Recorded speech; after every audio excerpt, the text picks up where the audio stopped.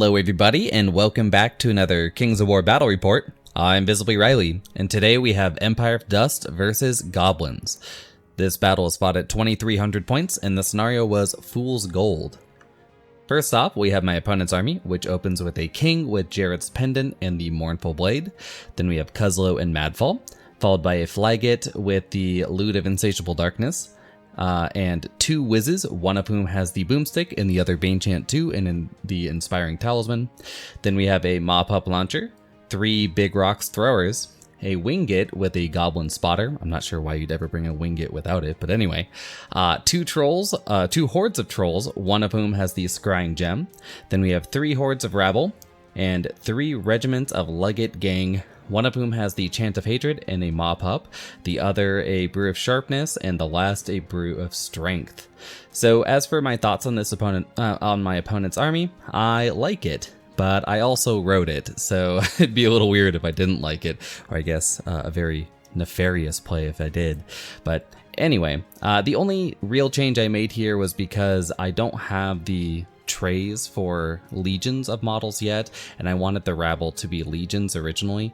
But anyway, so there's a very basic form of goblin list that I've seen going around lately, and it looks like, I mean, it's the first thing you'd think of if you like building lists and looked at the goblins in this edition, which is you just bring all the artillery because artillery are really good, and then you bring all the rabble because rabble have very good unit strength for their cost and are still defense 4, so a pretty solid unit, and it's just really dull.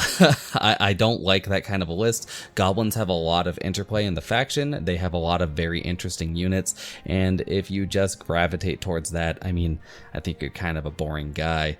So I did not do that, and well, I guess I don't hate that kind of a list though, because I do like running it with Ratkin, but I think that's probably because Ratkin in version 2 just didn't have that many interesting units. And that's not to say that they weren't interesting. Let me restart. It's not that they weren't interesting units, it's that they were all combat units in various forms of horde due to the army's special rule. Goblins in version 3 are not that.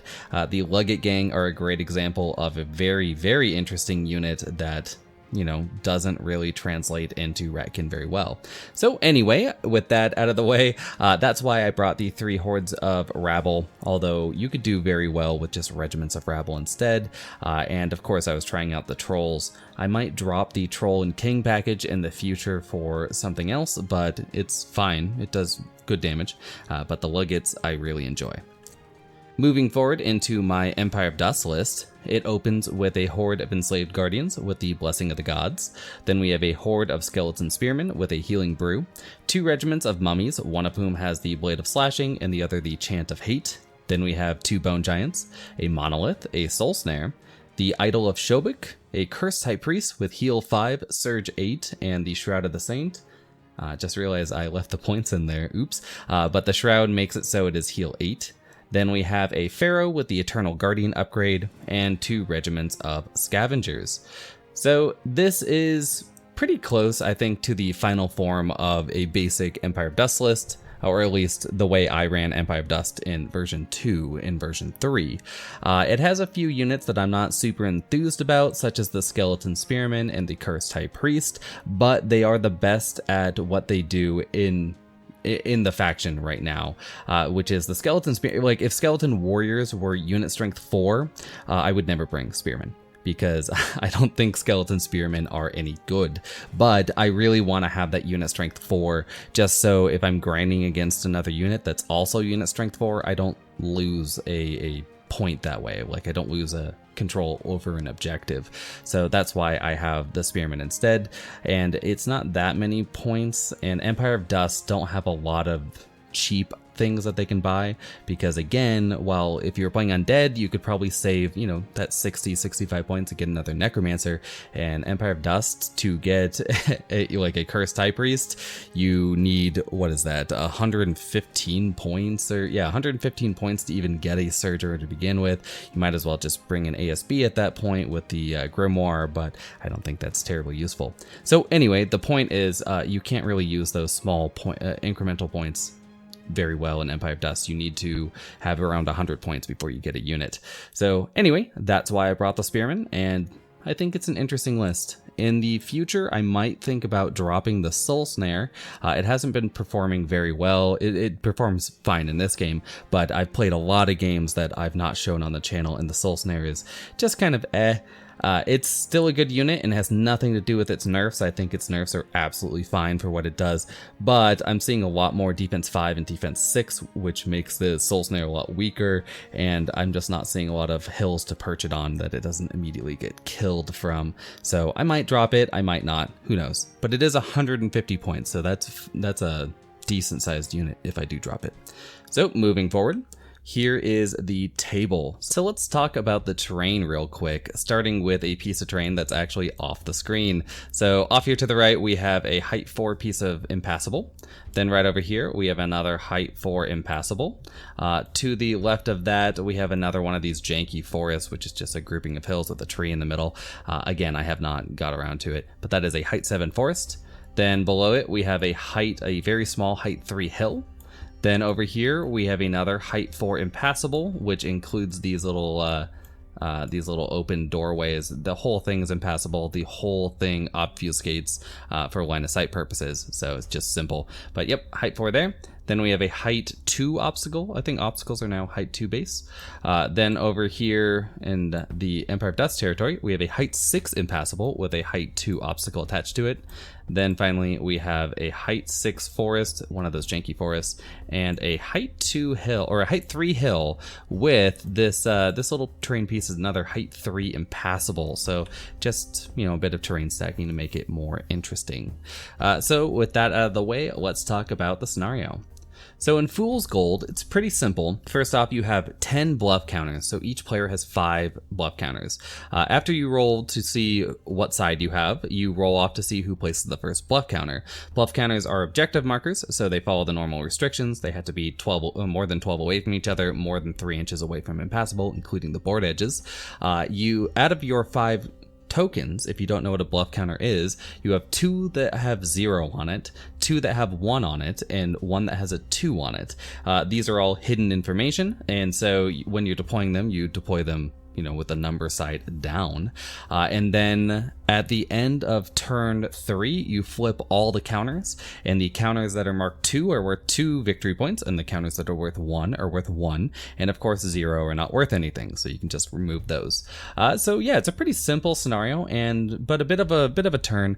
Again, I wish these scenarios in Kings of War had a lot more to do during the actual game as opposed to just scoring at the end. I think that it makes it a lot more interesting and increases player agency, and if you actually wanted to nerf shooting, that would be the way to do it, in my opinion. But anyway, that's the only thing I find wrong with this one. Here are the tokens. So I've knock down the picture a little bit. The blue tokens are my opponents. So we have 1 here, 1 on the hill, and then 2 over here. I believe that there's also 1 off screen to the left somewhere, or maybe it's under my army, but I couldn't find it in the picture. So if you spot it, make sure to leave a comment. Yeah, so that's those. While the orange tokens are all of mine, I've placed 1 token off here, 3 and 3 from the board edge, which is a pretty, normal move. Then I placed a bunch centrally, or as central as I could, because my opponent started counter deploying my tokens over time. Because playing Empire of Dust, I pretty much just want to get to the middle line and do a scrum. So yeah, that's the plan there. Although I will say I, again, did not look at my tokens. I just randomly shuffled them and put them out. So I don't know what any of my tokens are. But if I did know, I would make this the 2.1, or maybe this one. Whatever one I can get on the center line, I'd make it worth 2 points. So since, again, it has to be deployed on my opponent's side of the table. So with that out of the way, let's get into the game itself, let's get into deployment. So first off, we have my opponent's Wingit, which is a little bit of a converted Dwarven gyrocopter from back in the day. And then behind that, we have in the back here, we have the 1, 2, 3 rock throwers, and then this one with the big shield here, that is the mop-up launcher. Then we have the first horde of rabble. Behind them are 2 regiments of Luggets. I believe these Luggets are +1 to hit, and these ones are Chant of Hate, or it's reversed. So one of these is Chant of Hate, one of these is +1 to hit. Then over here, oh, I forgot to mention this in the list. My opponent, so we were just really quickly throwing together armies, and I hadn't actually pointed out this army just yet. So I went, I'm not sure if your over points are under with the hordes, so I just threw in a mincer as well. So yeah, this is a free mincer that my opponent got, and why not? So there's a mincer as well. And right below, right behind them is the Brew of Strength Luggets, a really deadly unit there. Then we have the second horde of rabble. Behind them, the ogres are my trolls today, just because I didn't want to dig the trolls out, and you know, all the models on the table, all the terrain on the table, all this, the mat, everything's mine, so I just couldn't be bothered. So we have the first horde of trolls back there. Then over here we have and then those trolls were the ones with the scrying gem. Then we have Bazooka here as our Goblin King. So that is the Goblin King with the Mournful Blade and the pendant.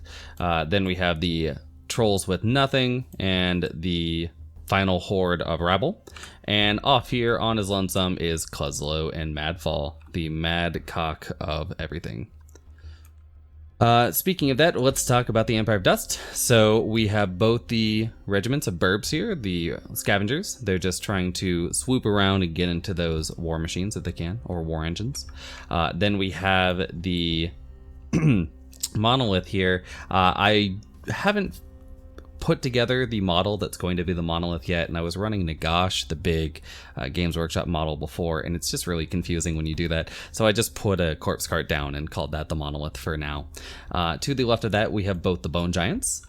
Then central deployment we have the regiments of mummies. I'm not sure which is which. We'll find out during the game. Then we have the Pharaoh behind them, but still within 6 of both. And the Idol of Shobek is within 6 of every unit on the table. That is not my birds or my soul snare, which is that way. Then we have the skeleton spearmen right there with a bunch of archers for some reason. Skeleton spearmen, behind them is the cursed high priest and the enslaved guardians. Then to the left of that we have the soul snare. So yeah, that's about it for deployment, and we'll get into turn 1. So my opponent won the roll-off for turn 1, and knowing that undead are pretty much just going to shamble into the center, they gave me the turn. So generous. And with that, the undead do just shamble into the center. I have no shots because the soul snare cannot shoot turn 1, and then it can't shoot if I go first, right? It's impossible to have range on anything that's not scout. So I don't have any range, I don't have anything to heal, and I don't want to surge. And this is how we end up. So let's get into turn 1 for the goblins, making it a bit more interesting. So the goblins advance forward just a bit. The gyrocopter, or the winget, decides to move to this position to get a mark off. It could have gone over here and messed with my birds and got the mark off. So I don't know, maybe it just didn't think about that, or my opponent didn't think about that. They've never played goblins before, and definitely never the winget, so I was trying to encourage him, given that the winget can pretty much mark no matter what. There's no rule about anything. It can do it while it's wavered. It can do everything as long as it can see you and it's within that 24 inches. It's good to go. My opponent's right flank, or to me the left, just advances pretty tentatively, does not want to get into these giants just yet, I guess. So I guess that's a little fine.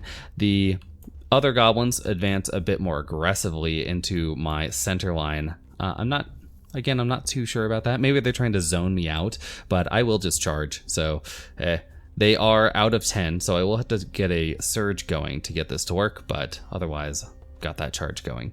And the rocks over here just getting ready to plunk down some damage. So with movement out of the way, we go into goblin shooting. Starting with the mop-up launcher decides to launch some mop-ups into this unit of luggets, giving them mop-ups as well. These are some really cool confrontation models. I actually do have enough to run a third unit of them, but I'd have to build them, so we'll wait on that. And then all the rocks, along with a lightning bolt, and of course the Winged marking me, fire into my giant, dealing 4 wounds to it, which is not even a roll, so I will be able to Iron Resolve that back up to knock myself down to 3 wounds. And with that, the turn ends. There's no more shooting, no more nerve checks. So yeah, let's move into turn 2. So turn 2 for Empire of Dust is a bit more interesting. First off, we have 1 unit of birds that was over here just flies on over to threaten the war machines as I intended, but the other unit of birds actually had a flank charge onto this horde of rabble, and I did have both my giant charge. So I'm like, okay, so that's 18 attacks on 5s from the birds. So 18 attacks on 5s from the birds. So that's around 3 wounds with that defense 4, and then I've got the 2 giants for 12 plus 2d6. Right, so we've got 19 attacks there, and we've got around 8 wounds. So that's 11 wounds. It's pretty good with Brutal onto those rabble, and I could always swing up or down with that many attacks, right? So yeah, I decided to go for that. It seems like a prudent move. And then I also have my Shobuk back them up to get a heal going. I probably should have surged Shobuk forward, but considering I was going to get this going, but I needed my surge over here. So I guess that's why I did not do it. So Shobuk plans, goes for a heal here. I roll pretty poorly. I only healed 2 wounds back, so it still has 1 wound on it, but I do have life leech, or maybe I only healed 1. I healed pretty poorly with that heal 5, but I do have life leech as well, so I'm not too worried about it.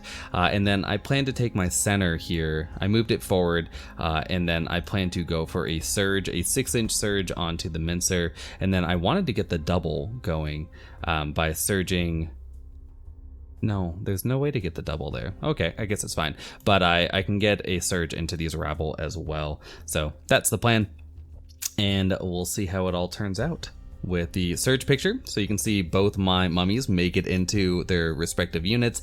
The monolith, the cursed high priest, and the pharaoh all cast surge this turn. So I had surge 24. It's pretty easy to get over here. So yeah, I get in there and boom. So this is the this is the end of combat, or the end of combat shot. I do really poorly versus this mincer. This is the unit with the Chant of Hate, I believe, fighting off against that mincer, and I do 4 wounds to it. That's terrible, especially as I'm elite and vicious. That's just such a mess. But I do. Oh no, I'm sorry. That's the Blade of Slashing unit. So I guess that's not as bad. But then the Chant of Hate guys also do pretty poorly against this rabble horde. Although it doesn't matter too much. I wasn't going to break a rabble horde with a regiment of mummies. And it looks like I might be getting flank charged by this rabble horde here. But they actually can't land because of my skeletons. So I at least planned that out to make it so that was impossible. So we go for that. I also have a drain onto Cuzlo. I end up doing 3 damage, but I don't waver him, so he'll be ready to go. And the giant combat, both the giants go into that rabble along with my burbs here, and I do pretty well. I do a little under average. I think 9 wounds, not 11, but again, it's a lot of 4+ and 5+ units with a lot of, d6 extra attacks, so stuff happens. But I do end up, it looks like I in fact only healed that 1 wound, so with my life leech 1, I am left on 1 wound on that giant. So we move forward into Goblin turn 2. I'm not sure what this is showing. Whatever, let's move forward. So first off, we're showing off the Goblin. So we have the on the Goblin turn, we have the Whiz. This is the Boomstick Whiz firing into my burbs along with a Lightning Bolt 3 if my opponent chooses. They manage 3 wounds onto me, which is pretty poor given that it was Lightning Bolt 9 and I do not have cover and I'm defense 3. So yeah, I'll take that. Then over here, we've got the helicopter deciding to take aim onto my other birds and managing only 2 wounds, but this one gets wavered. So yeah, that happened. And then here is this combat, which is, I apparently forgot to take a picture after my opponent's movement, but the horde of rabble here along with the Luggets could go for a combo charge, giving them just enough room, because you move to your final destination, I believe, when you are combo charging. You don't have to split that way. It's however they would land. So they move to get out of the way of the Luggets, and then they both can combo charge into this giant.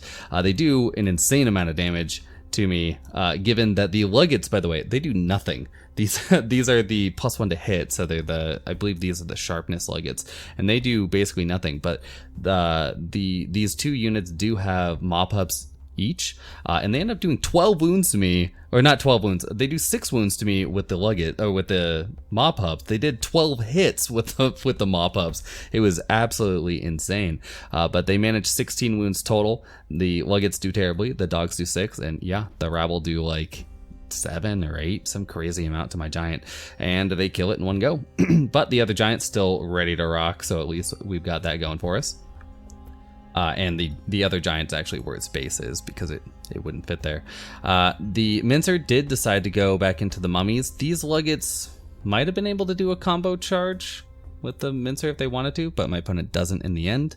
The other mummies end up getting combo charged by these trolls and by the unwavered rabble as well, because these rabble move over. It's the exact same thing. They move over to provide room for these trolls to come in, and then they both charge in. Since that is the final spot that they would be, I believe that's correct. It might not be correct, because it might mean the final spot as in where you would share the frontage, and in this case they can definitely land in a spot where they share better. So maybe that's not legal, but at the end of the day, I didn't care too much. So I ended up just taking it, and I didn't want to look it up. The other rabble just moved forward to get out of the way so this could happen. So we've got that going for us. But at the end of this turn, nothing's actually dead. Cuzlo decided to enthrall my Soul Snare, pulling it 1 inch forward and then doing 0 wounds to it. Both the mummies take a lot of damage here, but they hold firm, so that's good. And the other giant is absolutely fine, even with the shelling it just took from all the king's rocks. So that's why I think it's back up to 3 wounds now. They did not do well with their shooting. So we will move into turn 3 rather unmolested. So turn 3 for the Empire of Dust. First off, we've got, well, these guys look like they flank charged, but they did not. They were wavered. I do go for a charge here with these birds. So they took their 3 wounds and they charge into one of the rock throwers. I had a charge on one of the Goblin Whizzes, but even a Goblin Whiz is only def 4 and a 8-10, I believe, nerve, but scavengers still aren't going to do that on average. They need a 7 to waver it, since they only do the 1 wound, or, a little above a wound. But so instead I just go into one of the rock throwers, hoping to drop it this turn, since I do treble my attacks. Okay, 27 attacks then. So it might get through, but the rest of the army goes for broke. First off, we've got my remaining giant along with the pharaoh going into this unit of rabble. So they've taken a fair bit of damage. They're at, I think, 9 or 11 damage, and I'm hoping that these two can just kill it off real quick and then get out of the charge arc of these Luggets, since they'll be able to flank this giant if I just leave it there. I decided these mummies right here, they were facing like this in combat with the Mincer, but what they can do is just back up 1 inch, and then they can see the trolls and just go for that corkscrew. So yeah, we corkscrew into the side of the trolls, get that charge, and then you can just barely see it right here. There's just barely enough space that it's not a corner charge for Shobik, so Shobik goes forward, does not get a charge to begin with, he just moves 7, I believe. Or maybe I did charge. I can't remember. I either moved 7, cast heal onto my giant, and then surged Shobik over there, or I just charged. But either or. And then over here on the right, we've got the other mummies. Seeing that the trolls are now getting flanked by mummies, they go, that's probably fine. And then they instead go into the wounded rabble. So those rabble are only at like 4 wounds, but even if I fail to kill them, which is likely, I still can't be seen by these rabble because I won't bounce back 1 inch, right? So they will not be able to put me into their line of sight, and these trolls will be pretty gummed up with the rabble here. So that's the plan. And then I've got the old soul snare to shoot at Cuzlo, who regened 0 wounds last round, so still on 3. And here is the this is the surge shot, I think, maybe the heal shot. But anyway, we've got the soul snare firing into Cuzlo and doing 3 wounds, getting that waver. So that's nice. It seems like all my flanking units just get wavered randomly for 1 turn on their mighty charge turn. So unfortunate for Cuzlo there. And here is the end of turn shot. So as you can see in the middle, I do manage to kill off that horde of rabble. I move forward with the giant just a little bit, so it goes 2 inches forward. It needed, I think, a 2 to get out of line of sight of the Legates, maybe a 1, but anyway, it runs forward as far as it can. The Pharaoh is already out of line of sight of both these units of Legates, so I'm not too worried about it, and I don't want to move forward into the other Legates. So these ones could go for the, oh no, they can't wheel past my giant right now, so I'm pretty safe. And while the Pharaoh is defense 6, my opponent does have Bane Chant back here, and I think again this is the vicious unit, so with Bane Chant 2 hitting me on 4s, I'm just not willing to risk that with the Pharaoh. So instead I just risk it with the giant, who is now back to 1 wound or 0 wounds. So yeah, that's pretty nice there. My mummies do manage to kill off these trolls, and just barely. I ended up getting 10 or 11 wounds on them, but I'm not rolling. No, I did 12 wounds. I remember now, because I've rolled a 5 high for my nerve checks and managed to kill them off. So that was nice there. And then, well, except for Cuzlo here. No, wait, is that a 5 as well? Yeah, that's a 5 to waver. So yeah, 5 highs this turn. And then they just turn to face, you know, this side of the table, keeping these guys in their front. And then this mincer technically can't charge the mummies because the mincer's in my flank. There's no way to do this, do the charge without it being a corner charge due to Shobik's placement, and I did not charge the mincer in my previous turn, so it's not a counter charge. So the mincer will have to deal with fighting Shobik. Although that's also, oh no, because Shobik did charge it. And speaking of that, Shobik charges in, does 3 wounds because, you know, he only hit 3 times, so doesn't kill the mincer. It's still sitting right there. I'm not sure if that's good or bad. It's probably bad because I think the Legates can charge anyway, so yeah. And then finally, the birds charge into that war engine. They do 2 wounds, so good job. All around, everyone's rolling super, super well. And we move into turn 3 for the Goblins. So turn 3 for the Goblins, again, I forgot to take an establishing shot, but we've got the Lightning Bolt going, and the Wingit both firing into these birds that were fighting against my opponent's Big Rock Thrower, and they just evaporate that thing. It's like 11 wounds, some crazy amount, because that Wingit does multiply. It's, you know, it's 3 shots on 4s with steady aim that multiplies into D3 with Pierce 1 and Vicious, so 2s are rollable wounds and all that noise. It's pretty bad for me. And then otherwise, things go pretty well. First off, we've got this giant dies, and that's just, got charged by 1 unit of Legates, but they did have Bane Chant going on them, but it just explodes. It takes an insane amount of wounds because again, my opponent goes for that Maw Pup, and again, the pups do 4 damage. Yeah, the pups do 4 damage by themselves, and then the Legates really step it up and get some damage through, just showing off just how dangerous Goblin units are in melee now. So if you don't have Ensnare, look out. Then we've got the Mincer along with the Legates going for a combo charge onto Shobik. That's unfortunate, but Shobik just shows off how tough, you know, defense 6 really is, and even against the crushing 2 right here, I think my opponent went for a Bane Chant onto them and just failed it.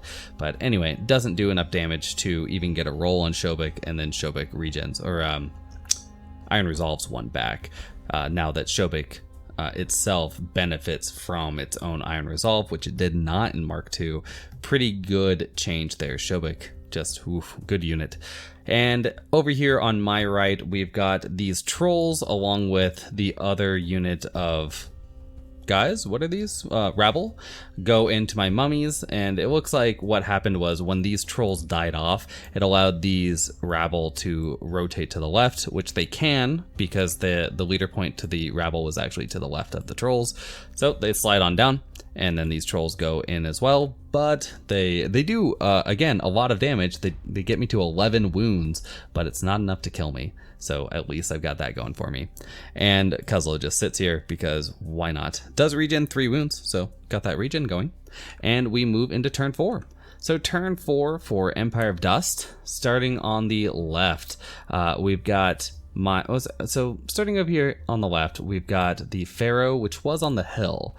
What I do here is I go, well, I am on the hill, so I can see over the mincer, which I believe is height 4, and I'm height 5 on this hill. So instead, I go into this flagget. So I can just go over here, and then I go in, and I end up at this weird angle because of the mincer having to go around it. So I will, if I kill the flagget, get an overrun into these luggets. So I send the mummies in there and realize that because Shobik could not charge them as Shobik was in their flank. So instead I leave Shobik here and Shobik goes into the mincer hoping to kill it off this turn. But if I do manage to get if I do manage to kill this flagget in the back, I can get a Pharaoh and the mummies, which should be enough to kill off this unit. Well, it's actually, I'm not sure if it should be, but it's a decent amount of damage. It's a good roll onto those Legates, so I go for that. Since Legates aren't super tough, they're just very, very dangerous. So yeah. Then I've got my mummies deciding to finish off these rabble. The idea there was that these rabble are very damaged. They're again at, I think they're at 11 wounds right now. And the mummies, if they're able to kill them, can just overrun out of danger because these trolls are staring at us right now. Although, depending on how this combat goes, I might just sit there. But anyway, I can kill these guys and overrun is the plan. I take the Soul Snare and I just run away from Cuzlo because now I can just pivot and move 5 and be hidden behind this piece of blocking terrain and go for a drain life onto the Goblin King while these spearmen just sort of sit still. And these rabble, again, they can't charge because they're in the flank of my Soul Snare, and the Soul Snare, it might not look like it, but there's no line that lets them even hit my corner, so they can't charge that. And then the distance between the mummies and the Soul Snare is too small to charge the spearmen, so we're just sort of staring at each other right now, which is fine with me. And off here in the back, I don't think I've even moved the monolith yet. It's just sitting back here casting its no line of sight surge, which is going to go for this turn onto the Enslaved Guardians because they have it's a long charge. It's a 6-inch charge, but I do have 2 surgers ready to go for that. And if I get it, I will have a flank charge onto these Legates. So that's what we're going to go for. And here is the end of turn shot. So you can see, oh, it looks like my monolith, I must have changed my mind in the end and decided to move it. But anyway, the monolith did manage to cast its spell onto my Enslaved Guardians, and I did get the 6 movement I needed to get into that flank, which freed me to just heal the mummies instead of casting Surge, which was great because they only regen 3-ish wounds off. So they were down to 8, I think. So I went for that regen, got a pretty good, or that heal 8, got a pretty good roll along with the 3 wounds I got from the Soul Snare, and then of course that Life Leech 1. So Empire of Dust still pretty tough in terms of the healing quantity they can do. But again, they're pretty swingy in terms of combat. So we've got the Idol of Shobik managing to kill off the Mincer, and it just stays still because right now these Legates are in its front. The other Legates I'm hoping the Enslaved Guardians can kill, or maybe they had already killed them at that point. I might have rolled this combat first. So anyway, these guys cannot charge the Shobik because it did not charge them, and they're in its flank. And it makes it so I protect the flank of the mummies from these guys. So it looked like they had a pretty easy flank charge, but in the end they can't actually make it because they can't wheel past Shobik because of their facing. If they were facing like this, they could, because they'd go and then they'd pivot here, then they charge. But anyway, they can't with their current facing. So yeah, I just sit there and I'm ready to tank. In this combat, the mummies do pretty well. They end up doing 7 wounds to the Legates, which is that's a solid roll. Granted, I am elite and I have Blade of Slashing, but you know, you get what you get. And then I don't end up getting a break, but the Pharaoh then goes into the Flagget, does 3 wounds to it. Keep in mind, I did hit with all 5 of his attacks. I just rolled 2 ones, which is unfortunate. But yeah, I do 3 wounds to it, and then I get a waiver because you need a 7 to kill those things, and 7s are hard to roll, man. So the good thing here is that the Pharaoh has trapped this unit of Legates. They can't disengage from me because I'm directly behind them, and then they can't go this way, and then they pretty much have to charge my mummies because of their current predicament, which allows my mummies here, which kill off the rabble, to turn directly towards the trolls. I don't even need to risk the roll because of how that ended up. I still make it so there's no way to charge with these rabble into my spearmen. I'm out of line of sight of the rabble, and I'm facing directly towards these. So that's the plan there. Let's go into Goblin turn 4. So Goblin turn 4, looks like I remembered to take a picture this time, so goody me. We've got in the middle, just not that many goblins left. We've got the Luggets basically going into the Idol of Shobik, while these Luggets go into my mummies. They are very dangerous, as I said before, so you never know what they're going to do. We've got the King going into my Pharaoh. I actually forgot I gave it Mournful Blade, so when my opponent's like, yeah, he has Duelist, I'm like, he has what? I just thought maybe that Goblin Kings had Duelist for a second there, but yeah, I gave him Mournful Blade because he's a samurai. So anyway, Bazooka goes in there, and then we've got the Trolls going into my mummies here. Hopefully they don't kill me off. I'm at full health again, but again, trolls control. But yeah, and then Cuzlo just sort of swings around to go for another lick onto my Soul Snare to see what they can do, and then these guys just reform again because why not? We have now revealed all the tokens, which I forgot to mention before. So we have a 2-point token over here. We have a 1-point token right here.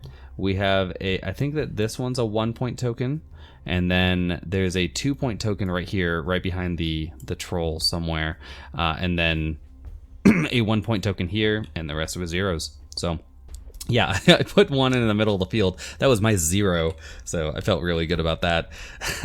But anyway, let's move into the rest of the turn. Oh yeah, so I get marked here, and that's not pretty. All the artillery is ready to fire this turn, and there's still Lightning Bolt 9, and the as you can see, the Winged right over here can also shoot at me with no obfuscation. So yeah, Enslaved Guardians, can you hold out?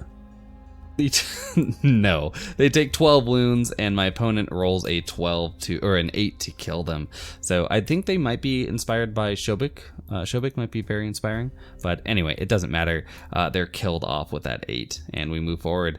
Over here, we've got our first double one of the game. My mummies take 7 wounds from the trolls there, and my opponent double ones it. It's not the most relevant, but it is important that you start keeping in mind how often you actually roll double ones, or how often they come up, because when you're talking about it on the internet, you kind of sound like a dumb if you don't actually keep track yourself. So anyway, here is an end of turn shot. You can see Shobik is fine, as are the mummies in the middle. That's great. So I've got both the regiments of mummies and my Shobik ready to rock. My entire left side has fallen, but I have plenty in reserve here, as skeleton spearmen are significantly better than rabble. All I have to do is deal with Cuzlo, and then everything else can just charge what it's already charging, and that should be good. So let's move into turn 5. So turn 5 for the Empire of Dust. First off, we've got Shobik charging into the Luggets solo. I think these Luggets are fully operational. Then we have my mummies here charging into the Luggets, going for a kill. We'll hope to get one. And then the Pharaoh going into Bazooka as well. I think this is actually my opponent's shot, but it doesn't matter too much. And then I've got the trolls, or the mummies going into the trolls, which are now gone. So it happens. I try to get the Soul Snare. Well, the Soul Snare was going to get charged by Cuzlo, and I didn't see a point in just spinning to shoot at him. Doesn't matter. So instead I just go for the Flag Bearer, which is gone now. So that's great. And yeah, I don't kill any of these units. And in fact, right here on these Luggets, so this is wrong. My opponent's actually at 15 damage here, and I get a double one, so I guess I don't deserve to win the game then. But yeah, so I get a double one there. They are devastated because they are a -15, which is why that 12 he needed to change. But anyway, and then I also managed to get a waiver onto Bazooka right there with my Pharaoh. So yeah, here is the end of turn shot though for the Goblins, they try to go for a shooting. My opponent originally went for just a straight up I quit, but I'm like, well, you could get it if this is a really good turn of shooting, but it turns into a really bad turn. Really bad turn to shooting, because the devastated guys go into my mummies, trying to get a kill there, while these mummies get all the shots. So they were on, I think, 0 damage or near 0 damage, but my opponent has all these. It has the Wing It along with the Mark, and then it has the Lightning Bolt 9 to go into these mummies, and it just does nothing. It's just terrible. So my opponent does take solace in killing off my Soul Snare with Cuzlo, so Cuzlo did manage to get those points back, I guess. And then the Rabble go into my skeleton spearmen and do essentially nothing. They do like 4 wounds, and it doesn't matter. But they do roll very well, so at least they've got that going for them. And that is the end of the game there. No more pictures. We end up just calling it after my opponent's turn 5. We could have played into turn 6, and in fact, we just rolled it real quick and didn't move any models, didn't take any pictures. But these guys get killed off. I don't double one it. These guys get killed off, and then the Rabble get killed off as well, along with the King. So yeah, my opponent essentially has this 2 units that can capture anything in Cuzlo and the Wing It, and I could chase them around the game, but it doesn't really matter because I get to run my monolith over here to a 2-pointer, which my opponent does try to shoot at me, doesn't actually hit or do any damage to the monolith, so it doesn't matter. I mean, they do damage, but not too much. So I've got a 2-point here. There's no way my opponent could fly over here and contest it, which is fine, or can just grab one of the 1-pointers, which is also fine. But I will also be able to grab so there's a 2 there, and there's a 2 here, and there's no unit strength over here. So they have to either they have to ignore this one because I have too much unit strength. They've got 7 unit strength there. And then, yeah, so they just contest the 2, and Cuzlo grabs the 1 that's right here. So it ends up being a 2-to-1 victory for the Empire of Dust if we play into turn 6, and there is no turn 7. So that is the game.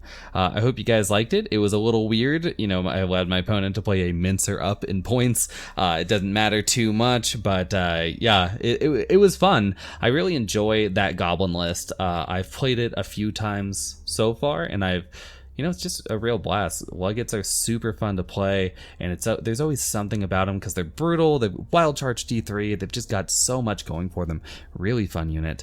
And of course, I enjoy playing Empire of Dust, and I don't think they've changed too much. They've lost, I think, 1 crushing total in the army off of Shobik, but Shobik is so much better now. I don't even care, and they're still just a brick house of pain.